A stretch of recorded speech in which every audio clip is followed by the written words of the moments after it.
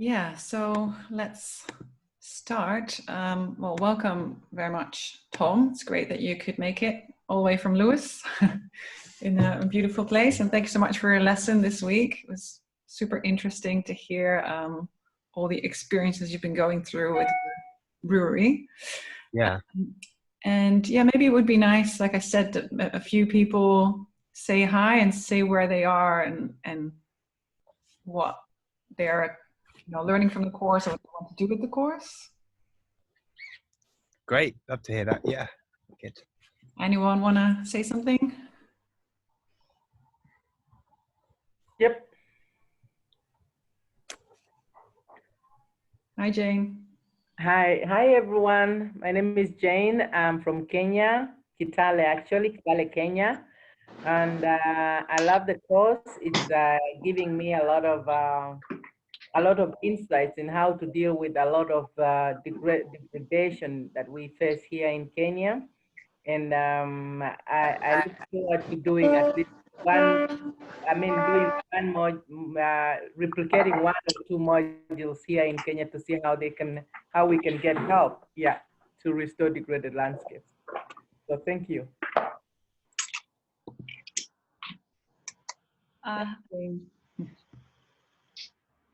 Hi, are you Daria? What was your name again? I wanted to say, but also read. Okay, I can start. Hi, I'm Dasha. I'm from Moscow, Russia. And now I'm making a Telegram channel about interconnection between citizens and nature in big cities. And also I'm interested in the topic of greening our cities. And I had an experience with leading a bar place in Moscow.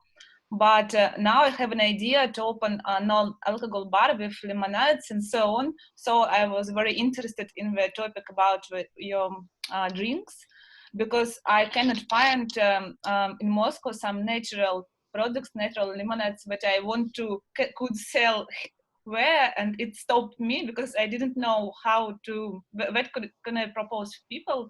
Now I think about that I can do it myself, maybe. Amazing. I don't listen to you. Yeah. I think, do you mean Tom or Tom? Yes, he said something, but Well, you may want to unmute yourself, as I was muting a few people, but accidentally also Tom. No, sorry. I just said that sounds amazing. I'd be really happy to share some ideas about that, because I've made quite a lot of lemonade, and it's a really good idea. Lemonade's one of the most economically kind of viable drinks. And there's a way to make it concentrate as well. And I could share some equipment that you could use to do that if you're interested. All right. Right. Anyone else want to say hi? Keith? Yes, hi. I'm an American from Chicago and living in Berlin now. And we have a kind of large allotment garden with my wife. And we get a huge rain of apples in July and August. And I've been interested to do with what could possibly be done with all the apples that we have extra, the tiny ones. But I would like to, I'd like to forage also, but I think that the laws of foraging in Germany are different than they are in England. It seems that all woodlands can't be touched. You can't pick elderberries or in Germany. Yes, yeah. Oh, is that Trespass Act or something? They want to do it the same thing here now. The current government are trying to pass the Trespass Act. It's terrible. Yes, even collecting nettles, which nobody wants, but yeah. So I'd be interested to hear what your experiences were on that level of beginning to collect and forage, and how people reacted to that. Yeah. Great. Sure. Already some really good questions. Maybe I see Hannah has raised her hand, so maybe Hannah can say a little something, and then we could start with the questions that have already been been asked. That would be great, I think. Hello, I'm calling in from Northern California, where we're experiencing extreme fires. And so that's a big part of why I'm in this course, looking at ecosystem restoration. But I have a small foundation, the Abundant Earth Foundation, that's working with fire recovery efforts and really all kinds of ecosystem. How do we build them up so that we're more resilient? And also I work in like personal resilience for planetary resilience. How do we take care of our inner self and be strong ourselves so that we can be better stewards of the planet? And I think business is a key part of that, and regenerative businesses. So thank you for your piece of the puzzle. Thank you. Great work. It's so important right now. Yeah, thanks, Hannah. Maybe we can already start with the questions that were just asked. They were very interesting ones. Sure. Which one exactly? I think, sorry, is it Darsha? Did I get your name right? Maybe we can start. Yes, I'm Dasha. Darsha, yeah. I don't know why is my name spelled in Russia here. I see. Also good. Okay, so lemonades. Yeah, herbal lemonades. It's such a good idea to make lemonades, I think. First of all, I can tell you that a good way of making them, you can use the hydropress. If you just look that up, the company that make them are called Vigo, and they're really big. They're quite a big drinks supplying company now. They're all manufactured in Germany, these hydropresses, but they're brilliant because if you have water pressure, it takes like so much of the energy out of pressing the apples. And what we found in our first year of sort of making drinks for the restaurant was that you can put lemons through. What you have is you have I want to show you a picture. I can give it easily. You have a mill. It's called a mill, and it shreds the apples, and then you put the apple pulp from the bucket into the hydropress and turn it on, and it just presses the juice out by inflating this with this inflating ball inside it. But what the point I'm making is that you can shred whole lemons, get organic unwaxed lemons as your citrus base, and you can do it with any citrus fruit, limes, oranges, and you shred them just by pouring them into this big kind of funneled shredder, and it's the most efficient thing in the world. It does cost about £500-600, but we've had ours for 5 years. It hasn't needed sharpening yet. It's such a resilient kind of machine, and it's so fast. You can get like boxes and boxes of lemons and just shred them in seconds. And then when you've got that like lemon pulp, it's got all of the incredible power from the zest, like some of those amazing zesty sort of flavors and things in as well. And then you can press that, and the juice that you get is like really zesty and zingy and powerful. So you've got an incredibly powerful base for your cordial. And then we had an accident. We'd previously used the press for making apple juice, and it had we did one apple and beetroot juice. So then by accident we found out that we could make pink lemonade by just having the red color left in the press, and that was really lovely. Like it kind of was quite valuable in the restaurant, pink lemonade, you know. So I'd recommend adding some beetroots to some citrus to make it pink, because everyone likes colorful stuff. Yeah, thanks a lot. And I'm interested in how to make it natural without adding some, how to say it, conservants or preserving agents, because how to make some drink which you can drink a long of time, if we add something, it becomes not natural. Yeah. Okay, so like what is natural? Okay, so you know citric acid, you'll find it in most sweets and drinks. So it is made in a factory. However, it is made by fungi. It's made by fungi, and it can be used to substitute citrus fruits. So if you're at a time of the year and you need to make a batch of your lemonade, but lemons are really expensive because they're out of season and you're having to import them from somewhere really unsustainable, you can substitute lemons for citric acid, and the ratio and the sort of the way that you do that is 4 grams of citric. It's 4 grams is equivalent to 1 lemon.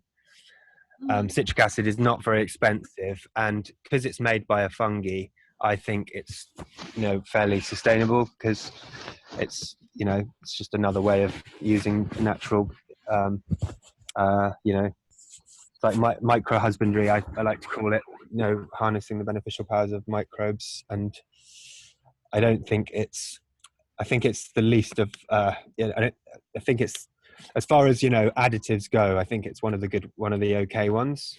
Although it is a sort of synthesized product. It's biologically synthesized. So I would say citric acid is okay. And what we used to do is, when we were at a stage where the restaurants wanted this wine that we made all year round. It was this elderflower, sort of light elderflower wine. And we just used half the amount of lemons that we had in the original recipe, and then half citric acid. So it still had that kind of naturally more vital lemony taste, but also some of the acidity was gained by citric acid.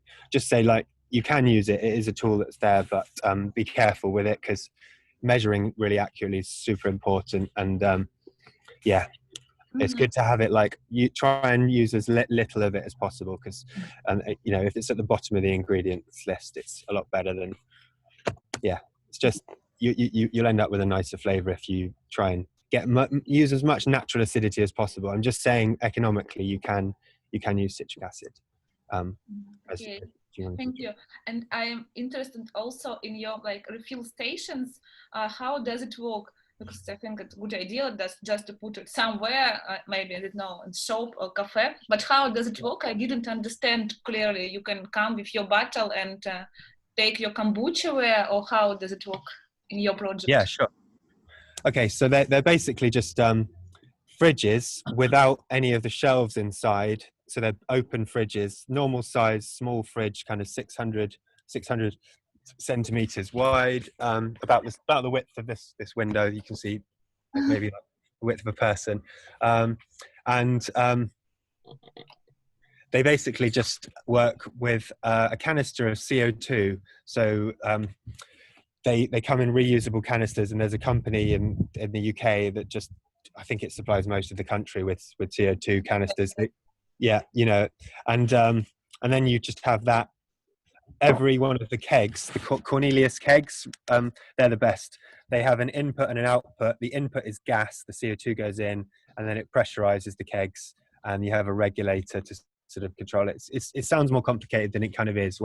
I know how it works, because I had about. You know about that. But and then you mean more like, how does it work in the shops and things like that? Yes, for people, for sure. customers. Yeah. So the best situation you can go for is installing them in places where they're kind of like independent shops, where they're not, I don't think supermarkets, it wouldn't work, because you wouldn't have the sort of attention to the machine that you can get on a smaller scale.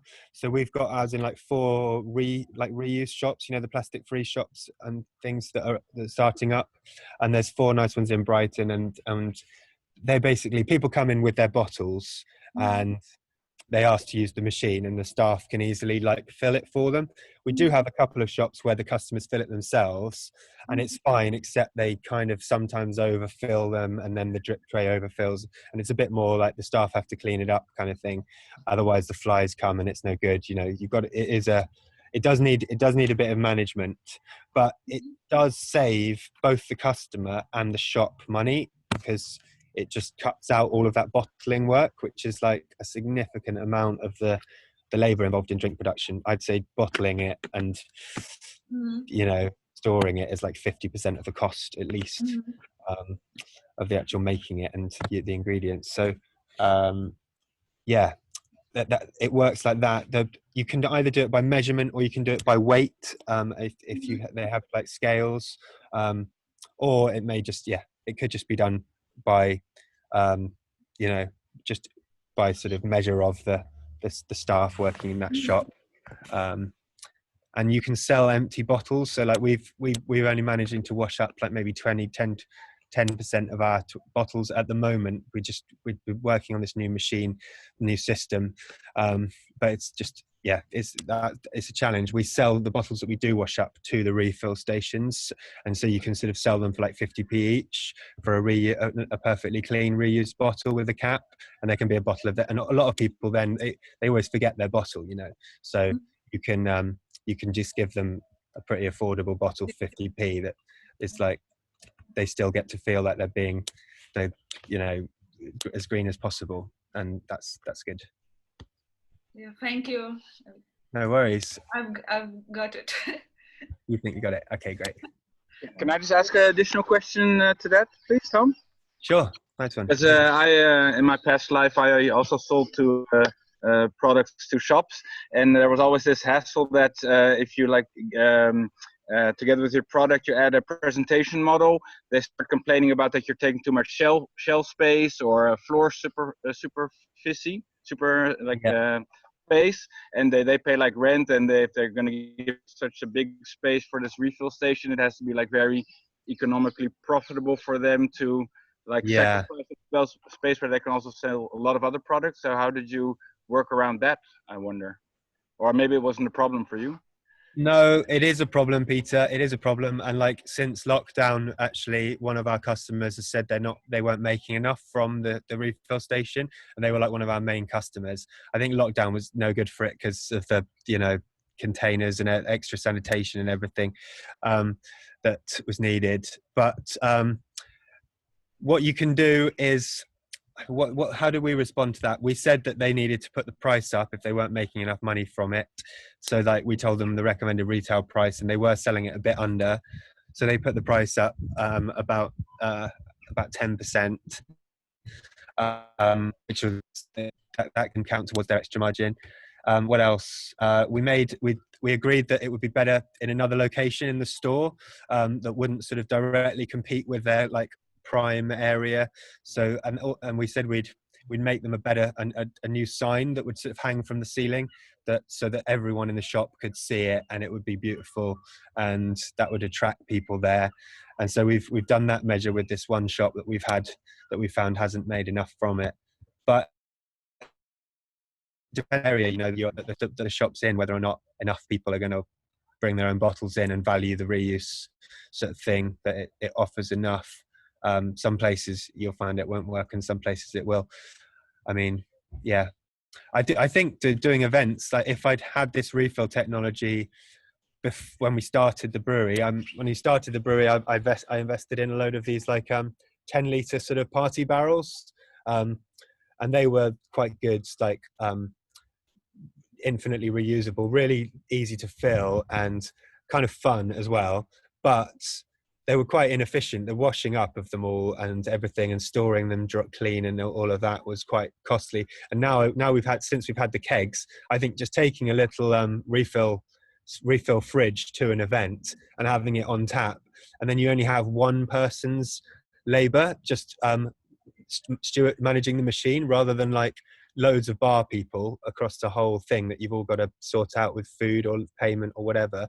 You could have a smaller team just taking one refill station, taking it in turns to share the work of filling up people's bottles for them, and just do it per litre rather than per cup, and encourage people at events and small markets and what have you to drink from their own bottle with their own cup, rather than like have this throwaway culture of like loads of cups and stuff that people are used to.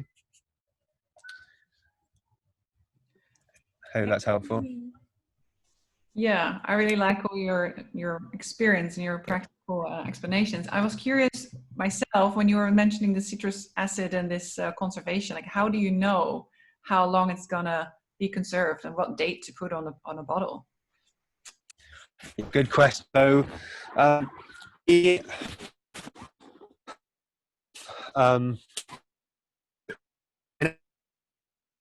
one of the questions things is, where do we choose? I think you're dropping out a little bit, your audio. I don't know if... Oh, okay. I'll try and keep the computer still. Can you hear me now? Yeah. Yeah? Okay. We are some tabs.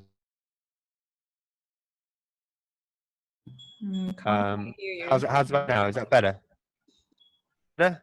Let's try again. Okay. I'm going to sing it again. Yeah. You go inside, the internet be better? Maybe, yeah, that would be a good idea. Not as great a view for you, but Never mind. Okay, how about now? Better? yeah, I think I can hear you. Okay, cool. Okay, so shelf life, best before dates. Okay, so best before dates were have been a really difficult thing for us to, because our drinks, we make the live drinks, they're so hard to have consistency, and in a way that's one of the things that's like about them, and one of the things that makes them so challenging with it.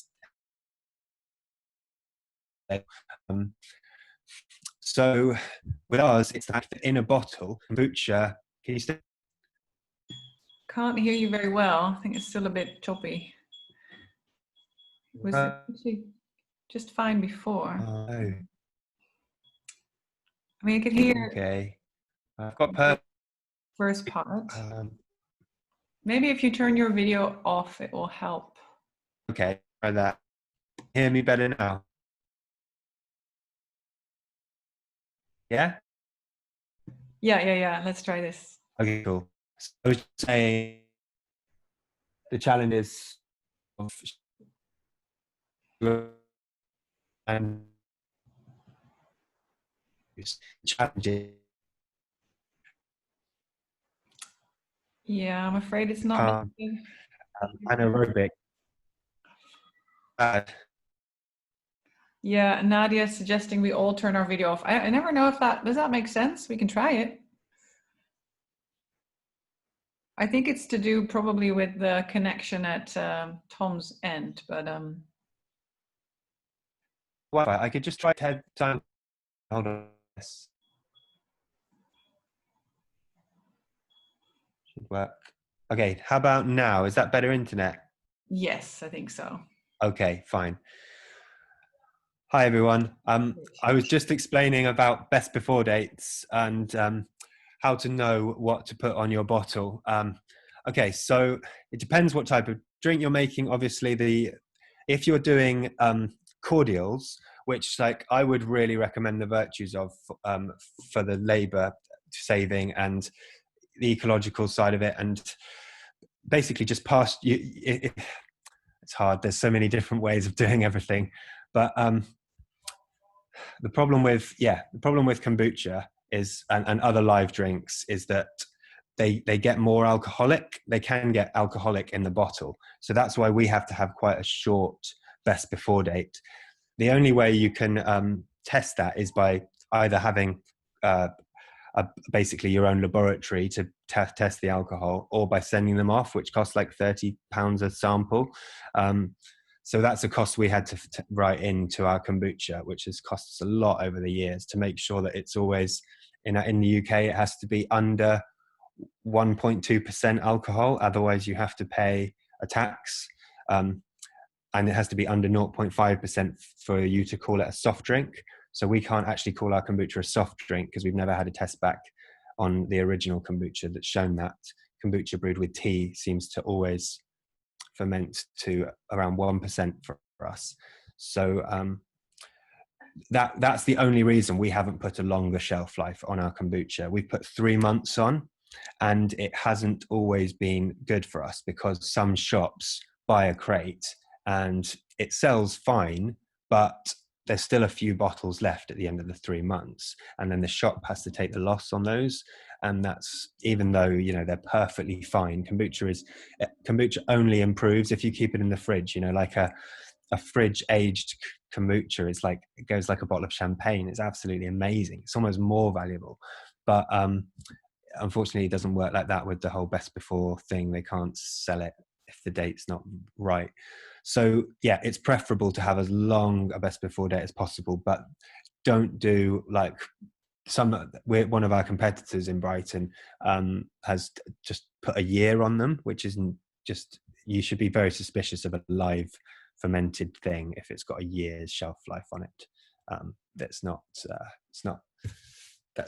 of enough detail. There's too many variables for that.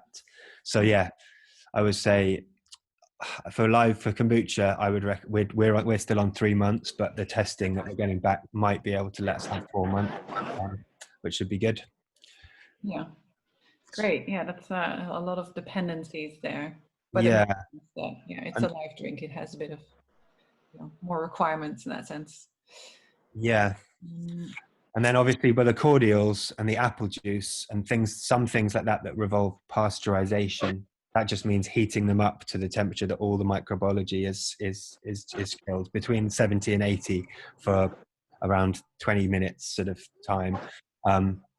That you can have over a year shelf life on those, and again they don't go off once they're pasteurized. They don't go off. The flavor does deteriorate over time. So yeah. Great. So before we continue with another question, I was wondering, are you on a different network now? I'm on a different Wi-Fi. Should we try my video again? Yeah, I just thought it would be quite nice just actually see you speak. Yeah. That works great. I'm also thinking about we're recording this for other people and it's just more engaging. Yeah, sure. This is lovely.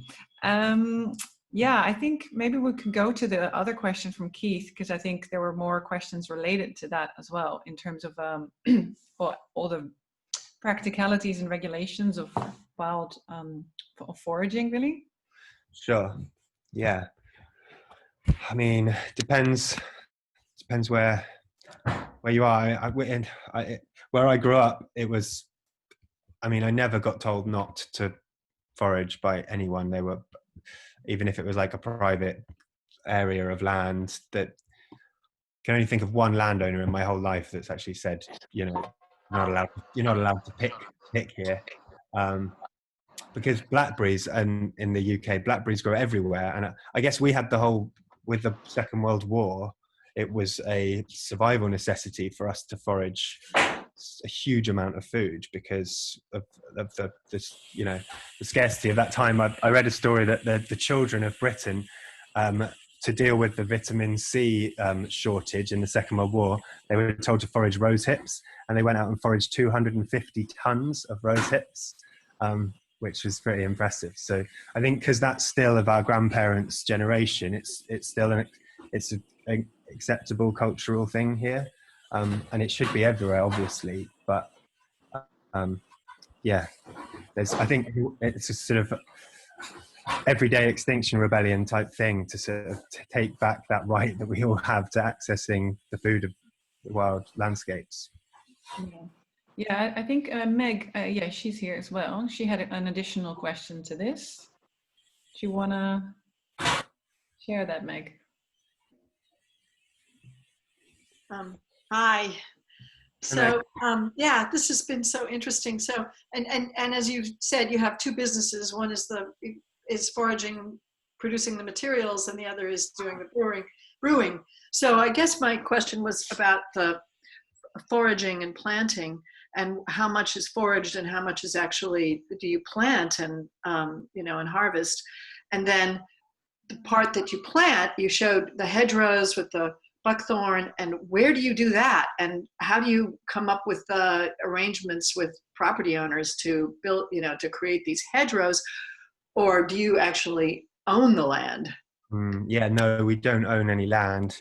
It's incredibly expensive here, kind of prohibitively for like our whole generation to really get land. But what we found is just community gardening. Through community gardening, opportunities doors kind of open up.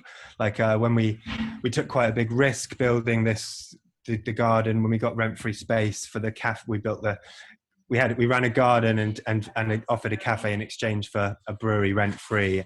And after that, because we'd had events in that space and people saw the garden and enjoyed it, we had a couple of offers afterwards to move the trees and plants there, and plenty of people turned up to the gardening day where we dug up all the plants.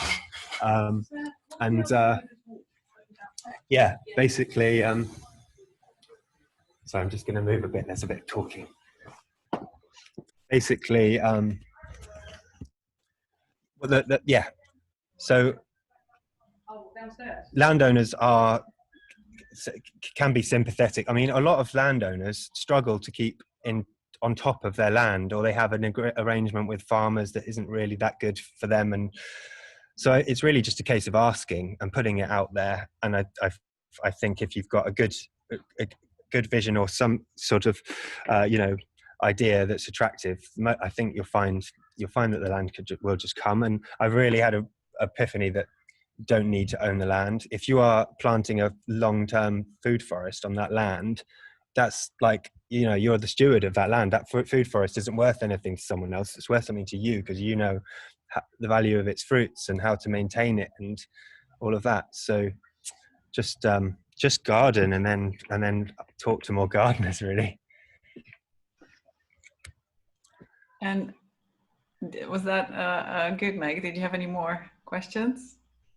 I think it was answered, right? Yeah, no, I think you answered it, because I was trying to imagine, here I am in New York State, and I was imagining there are all these gentlemen farmers, who own property, but they don't really farm. And there's massive amounts of land.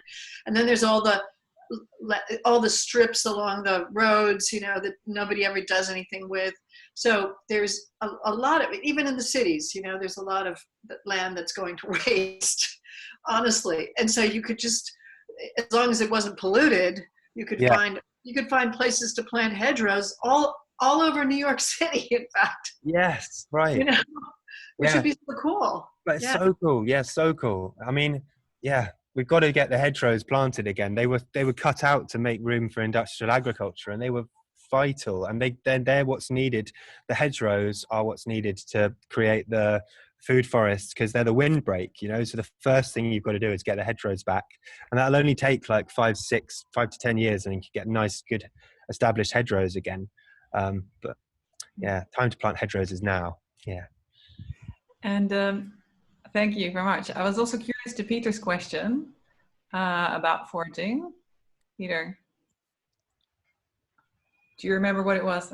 Yeah, sure. Yeah, so regarding foraging, because I believe you, the way you would forage for your company would be like totally ethical, if you can express it in that way.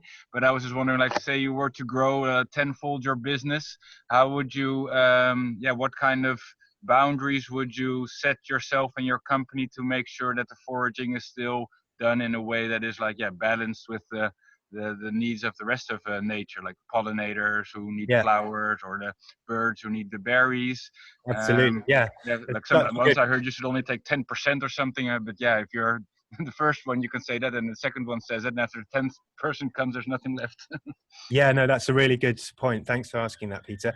I was just discussing that with some friends today, and what they'd said is that take a third, leave a third for wildlife, and leave a third for someone else.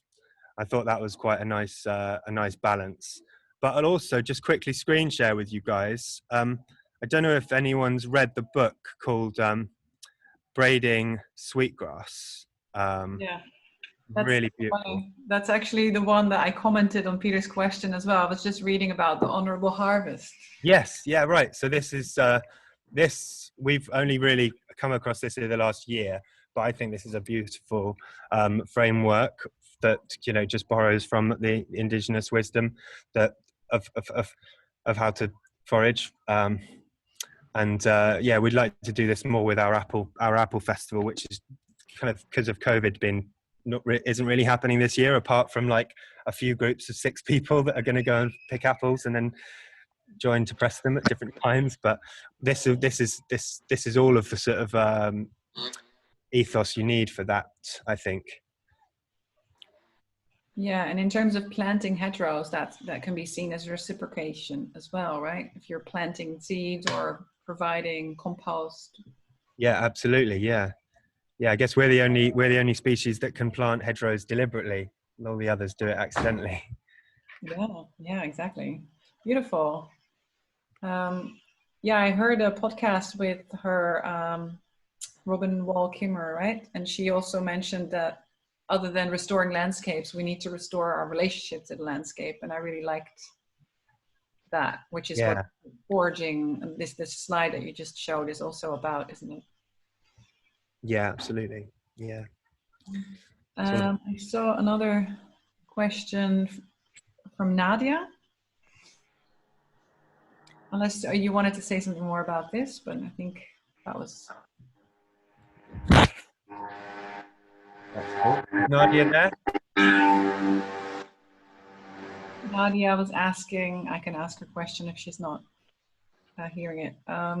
If there is an official system facilitating a partnership between landowners or municipalities and farmers. Yes. So like leases and things like that. Official systems. I mean, you'd have to look into the details in your area, and we've had a few people that have started land projects, and they get tenant farmers in on a lease system. They know their rights are protected for a given period of time, and that can be negotiable depending on what they're farming and things like that. What else? Yeah, I would, with urban farming and things like that. I mean, that was a really important part of our story, like reclaiming kind of spaces that were abandoned and covered in concrete and making them green again. But I mean, that has been hard work because we've had to move all the plants when they did get developed, planning to develop it. So yeah, I would say you can contact your council or your local municipality or whatever, and send the plans to them, and then they'll give you a 10-year lease. I'd say get a lease, that's preferable, because there's a new community space in growing space in Brighton where they've set up a community interest company, and they've got a 10-year lease. So you know that all of your hard work improving the soil, making it green, will be kind of almost guaranteed for 10 years, and likely to be renewed after that, as long as you can prove you're managing it well. I mean, if you're managing an area of land well and it's an asset to the community, then the community are going to keep you in that space, aren't they? I mean, if you've got a vaguely sensible kind of governing system, then hopefully that's what you'd hope. Yeah, I hope that's helpful. Great, thank you. I'm just looking at the questions that were sent in advance.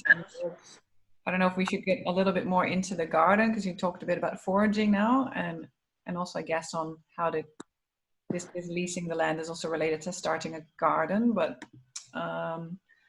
Peter had a question on kind of the key principles of design of the forest garden. Yes, that's a good question. Can I answer that? Yes, please. Cool, let's do it. Okay, I had some notes on that one. So yeah, one of the things is it's kind of a lot of the permaculture principles, but like understand and apply the natural succession. Like, so we let all trees grow where they want to grow. Like, it's I love the ecosystem restoration thing, tree parking. I saw that on the Tree Ecosystem Restoration camps. But actually, we found it's a terrible idea digging up trees and putting them in a pot. They just don't like it at all. But that's separate to growing trees in a pot. That's the way to do tree parking. We let trees grow in all of the forest gardens. So even if they're growing right in the middle of our hedge that we're harvesting the botanicals from, or in the herb bed that we are using for the pollinator attractors, still, how long is it going to take that ash tree or that field maple tree or that oak tree to get to a size where it's actually a threat to that, not a threat, but actually taking away too many resources from that herb or hedgerow? It's going to be a very long time. It takes like 5 years at least for a tree to get to a sort of size that it might take out the light. At which point the herbs have kind of had their cycle anyway, and you could just let that become a forest.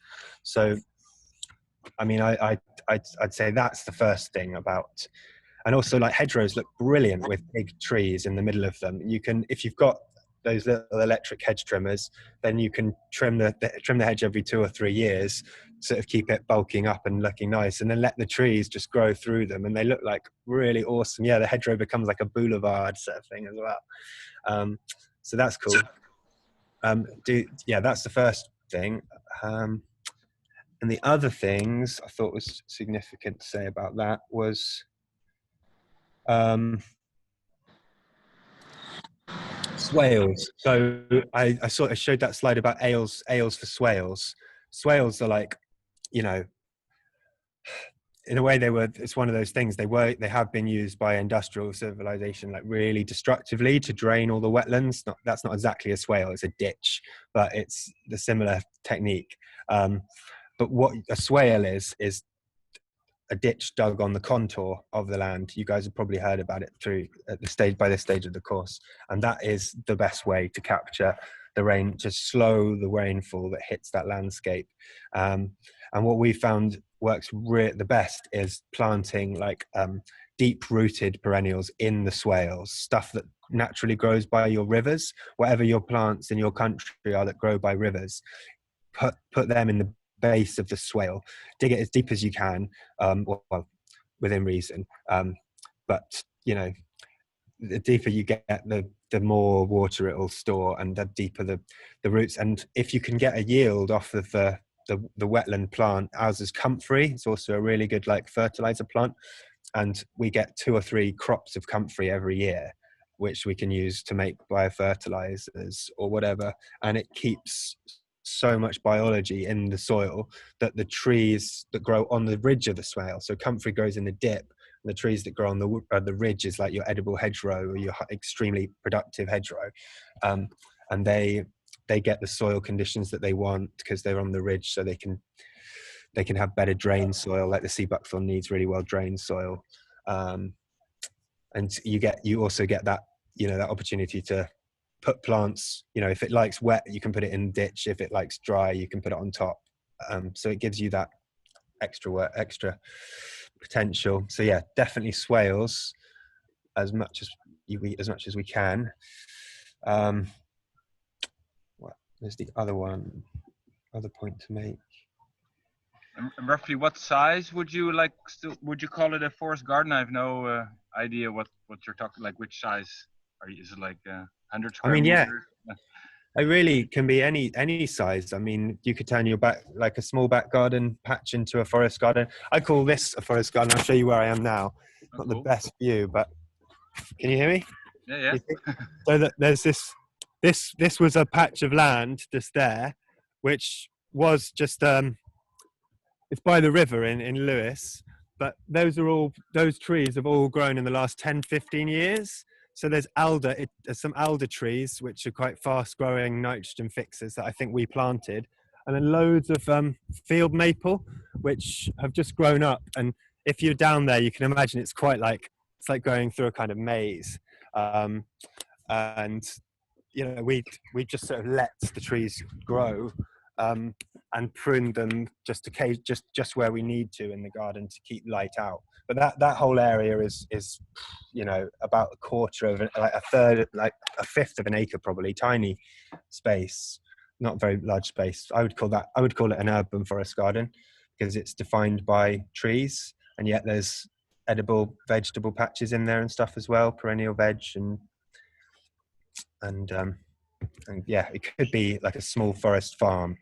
And I think that's what all cities should be like. Cool, thanks. No worries, Peter. Great. Also, Laura sent in a few questions, more on life-work balance and kind of the network that you're creating. So, Laura, yeah, want to ask these? Yeah, thank you, Tom, so much for your presentation. I really enjoyed it, and I also really enjoyed that you thought about the whole network concept, or that you envisioned like some nano breweries like in a network together, learning from each other and open source information. And I was wondering because in a mushroom network, I was part of a mushroom learning network. They did the same, but they took it a step further. So they're also like trying to apply funds together. Like also, I thought maybe you can try to apply for carbon sequestration, as you talked about it in your presentation. Yeah. Maybe it's easier if you're like connected with all those breweries together to have like a mass to get more things done. So I was wondering if you like how you think about that, or if you have thought about that, like taking it a step further than the wiki. Yeah, no, First totally. question. Yeah. Yeah, it's a really good question. So I guess okay. So when the idea of the network of nano breweries, I still totally like believe in that. But I guess what I realized is, as the brewery went on, is that brewing is kind of like more of a science than an art. I think you need both. You need the combination of both. You need the creativity and you need the rigorous, like, scientific method. And it's the scientific method bit that is harder to kind of share. Like, you can inspire people. Lots of people have great, can create all kinds of amazing flavors with their local ingredients to them. And that bit, I feel, could go. But the problem is, could they, like, empowering them to be able to produce it in a kind of really efficient way, so that it can be generative, like economically generative for them. And that's the kind of that's the sort of bit where you need to share all the science stuff, and it can be a bit harder to do. And I guess the wiki, in my head, the wiki is sort of, it's full of recipes and best practice and really engaging little videos. And I think, it could be quite easily done so that, people could upvote, like Cora, people could upvote the recipes that they thought were really good, or add suggested improvements, and people could upvote them. And that way we could sort of establish what are the best ways of working with so many of these plants and strains of fungi and yeasts. Yeah, so in a way, it's like that's the knowledge hub, the kind of hive mind that we could just have specifically for foraging and fermentation. But yeah, running a business sustainably requires like a different mindset. It requires like a managerial, you need to find a really good manager that is happy to be there counting everything and putting it on a spreadsheet and that kind of thing, as well as to work with the kind of creative side, creative people.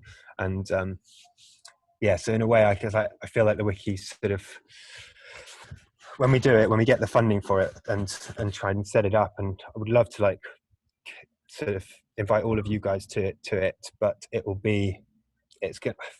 At the moment, I haven't figured out a way of teaching people sort of the business side of it, not teaching, but that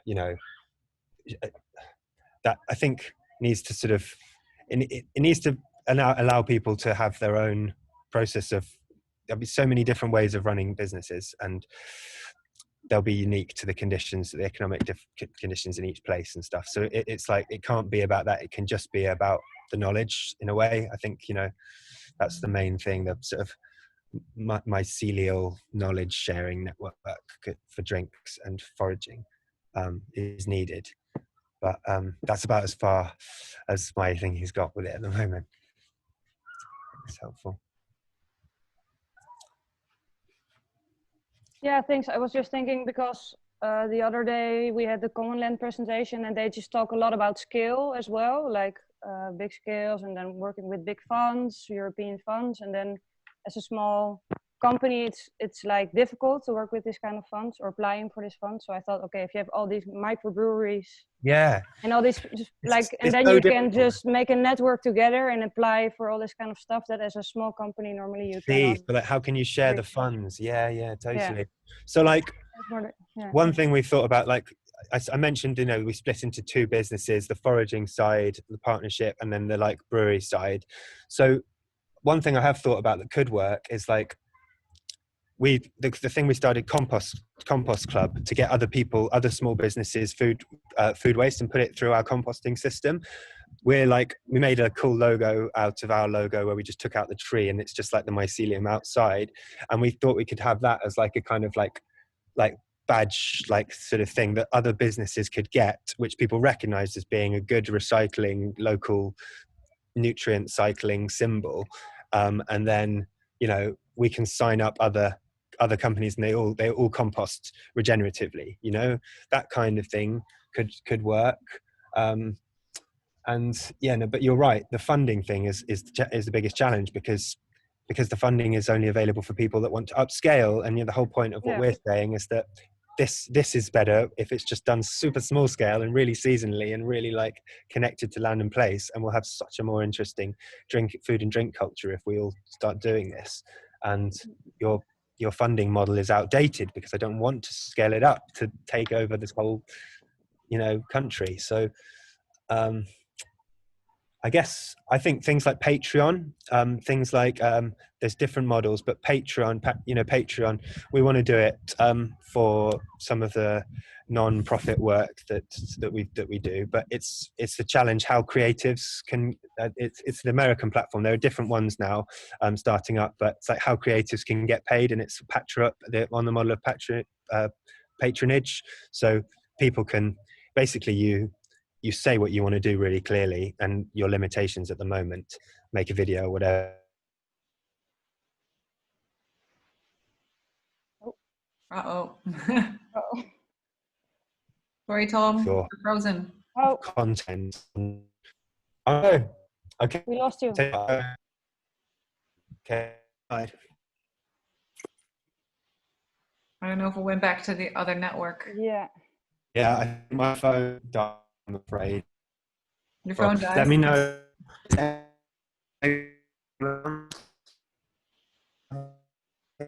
We should tune up a video up one more time. Yeah, I didn't quite hear that, but yeah, that network really worked on the phone. So let's see how this goes. We can't hear you right now. Can't see you, but that was intentional. Yeah, you can't now? Can you? Yeah, I'm not sure. Let's try it. Let me go and get a...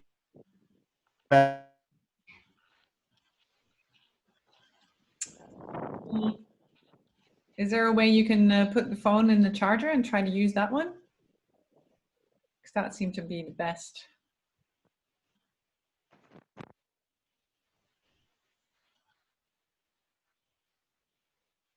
Can't hear you now, Tom.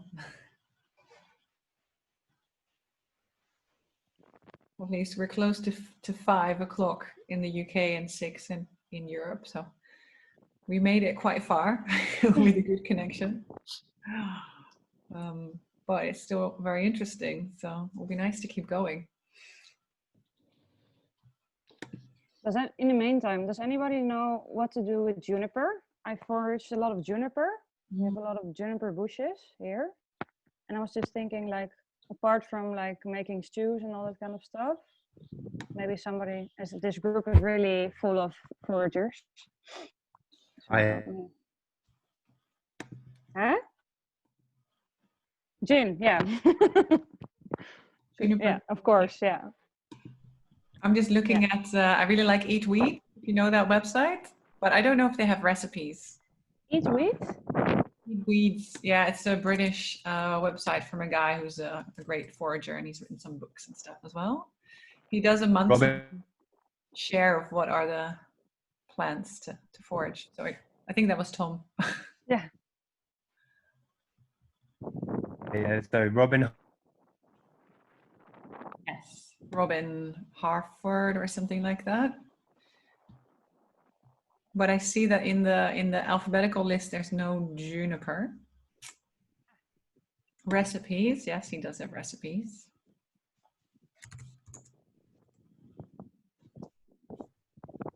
You can make pickled rose hips, which include juniper berries, but obviously. Nice. I also foraged rose hips, so that's a good one. Ah. Can you guys hear me now? Now, yeah. Way good. Back in the game. Back in the game. Yeah. Sorry, where were we? We were talking about. Does anyone remember? Yeah, sharing out Patreon and other platforms like that.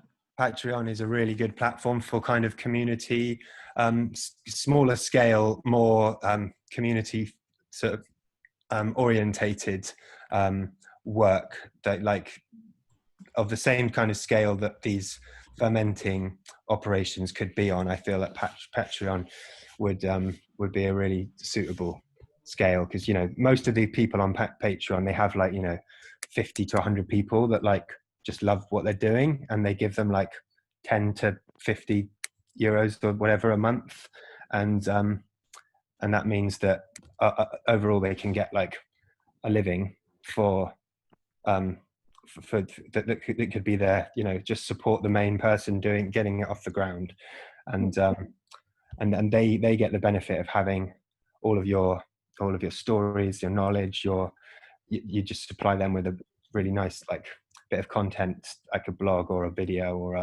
or even a product. If they're local to you, you could say, I'll supply you with a bottle of the most seasonal kefir or kombucha or whatever every month. Yeah, as an exchange. Nice. Got a frozen image again, I'm afraid. No. Oh. Yeah, no. I think Great.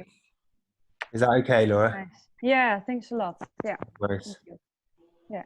So we have a little bit more time left. I know there's still questions. Well, probably everyone still has some questions left, but we can try again to just speak up and ask in the Zoom if you have more that you want to know.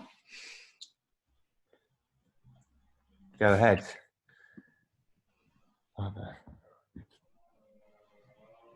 I wanted to know more about community gardening. How does it work in your case?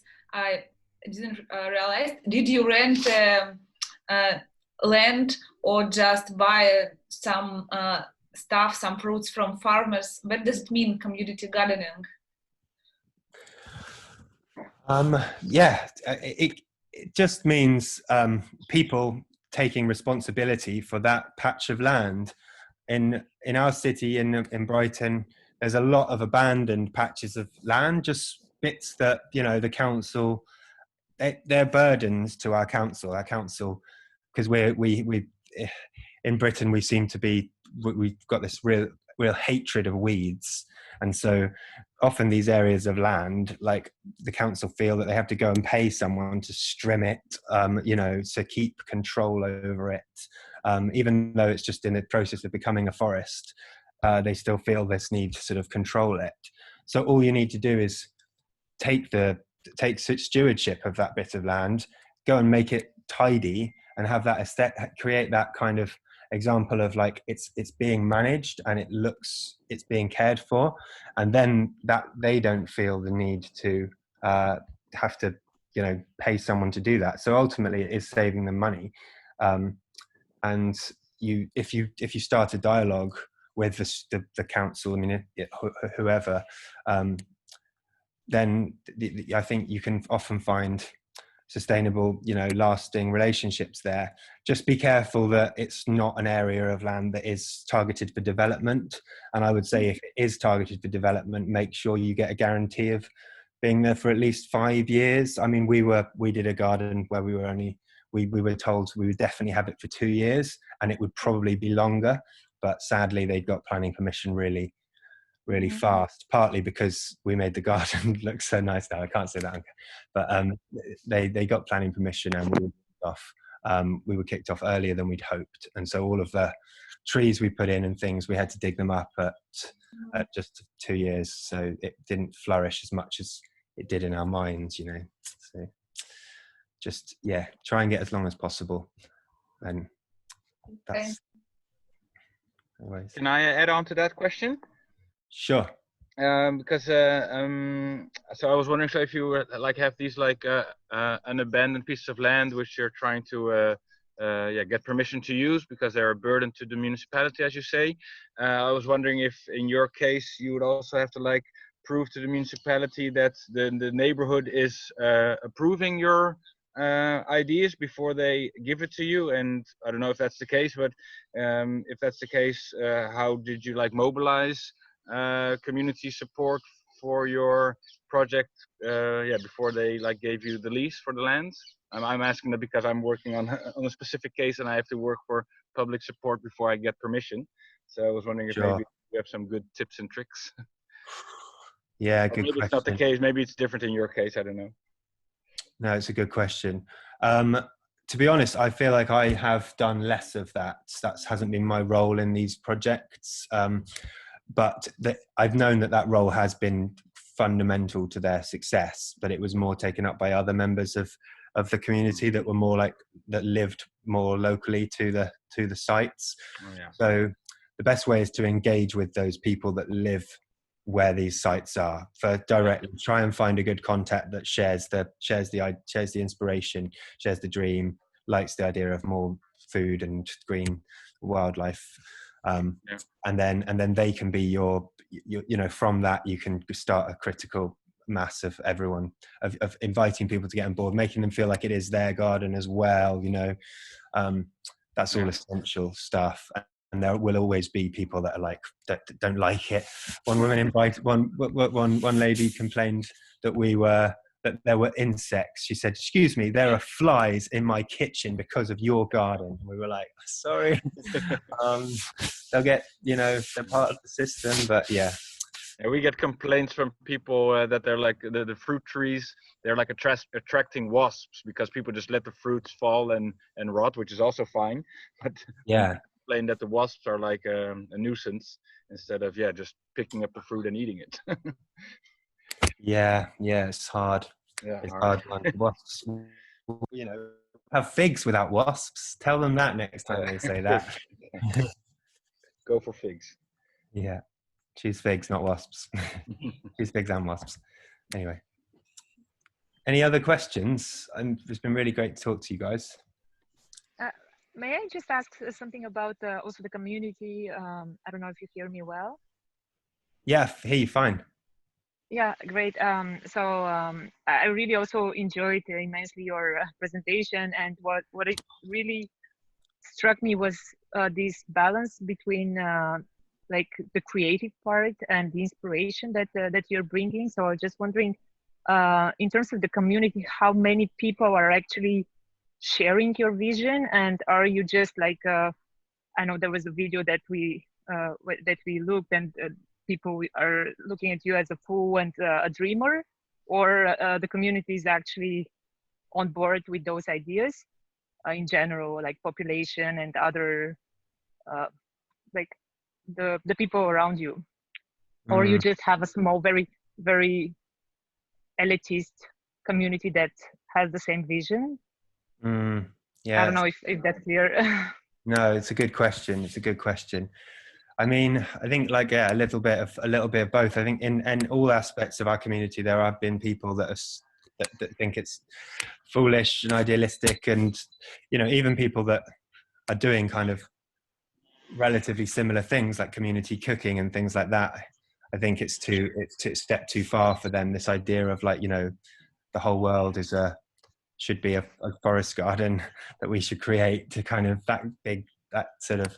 it's quite a big step from the sort of world that we've kind of made and that is concrete at the moment.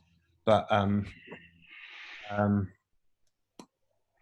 the same, and you can only work with people that share the vision, because for me that is like the most long living thing about the brewery and the project, is that it's like a spark that you can't really extinguish. It's just like it's given you loads of inspiration, and that inspiration is like that's what really motivates you and makes you excited, and gives you so much of what life is, the best stuff in life. Like it is, someone asked a question like how have you, the loads of pictures of other people smiling, but the picture of you looking really stressed, and that's just like, that's part of it as well. It's like you work for the vision, you don't work for the money or for the kind of other things that motivate so much of our economy.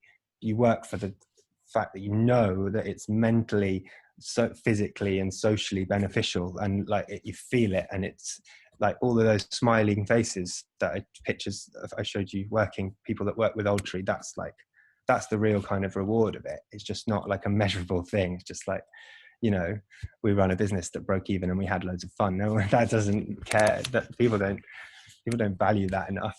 But so yeah, I guess we have got, I don't like the word, it's not an elitist community. Anyone that shares the vision or shares the inspiration or believes in the kind of values can be a part of it. But I guess if you are opposed to it, you're not like excluded from it.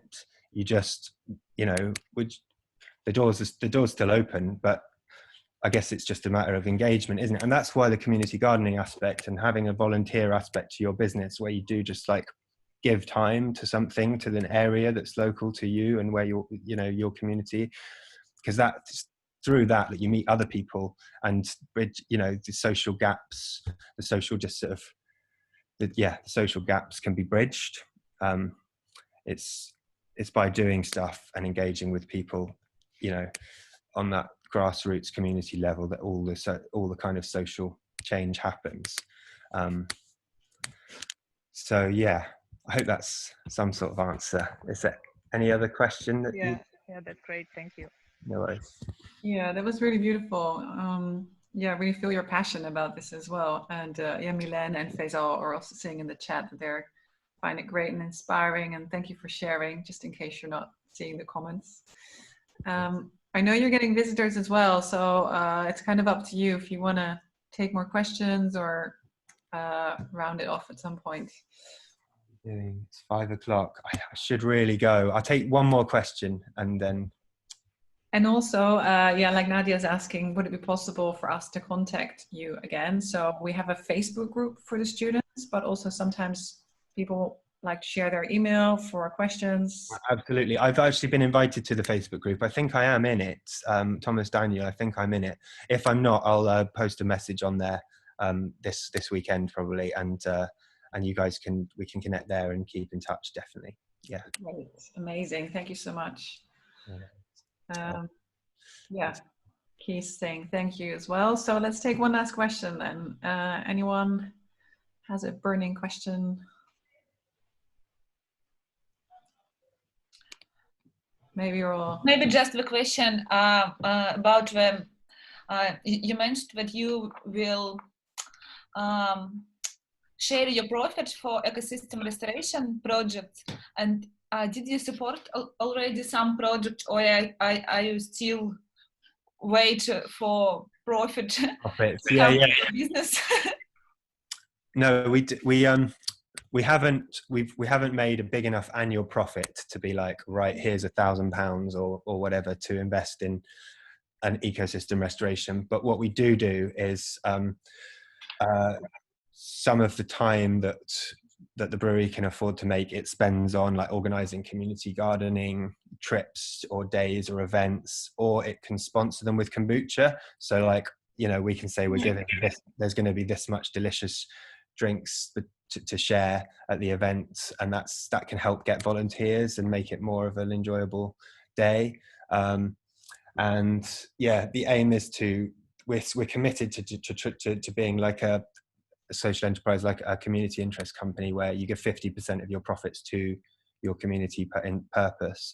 So we've got that. But yeah, as you probably gained from the presentation, it's been a sort of like learning how to do business where you have to just refine what you're doing and get better systems, and then also get the right people. Like I wouldn't be able to, you know, actually the truth with Old Tree was that we've never had like a managerial mindset as part of our team. We had like those fools and dreamers, if you want, but we never made money before we had a manager who is just like actually just like relishes the work of making everything like counted and measured, and he actually knows exactly what's going on now in terms of how much profit we're going to be making and what we can afford to kind of to donate to these different projects. But he also shares the ethos and wants that, you know, that's also his motivation is also to make money. It's just he'd rather be doing this for the living wage than working for some big corporation that doesn't care about any of its responsibility.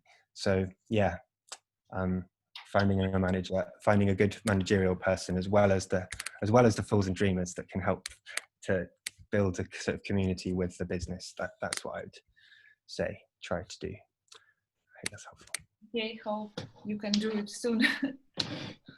Yeah, well, I mean, Ecosystem Restoration Camps is doing it. It's amazing. I can't wait to come and visit some of the camps, and I really want to share this more about the burning. I don't know if you guys like the stuff I had about going on about burning wood to charcoal, but I really think that's a core thing that we could do at ecosystem restoration camps, because when people are gathered like that and there's materials to be used up, all of that material can give really beautiful heat and light, or heat for cooking and hot water, and at the same time generate charcoal, which is such a useful material for both carbon sequestration and land regeneration. But that's kind of another business, another talk. Amazing. And yeah, that was really interesting as well. It's such a win-win-win for everything. Yeah, fantastic. Yeah, so thank you so much. Really, it's been really inspiring and interesting, and I hope everyone's excited to get brewing. Really, I am. And yeah, have a lovely weekend, everyone. I can't unmute people, but yeah, feel free to unmute yourself so we can say bye to Tom. Thanks, everyone. Bye so much. Bye. Thank you. Wonderful presentation. Thank you. It's an honor to speak to you all. Thanks very much. Dag tegen je. Thank you. Guys. Bye. See you on the internet. Bye.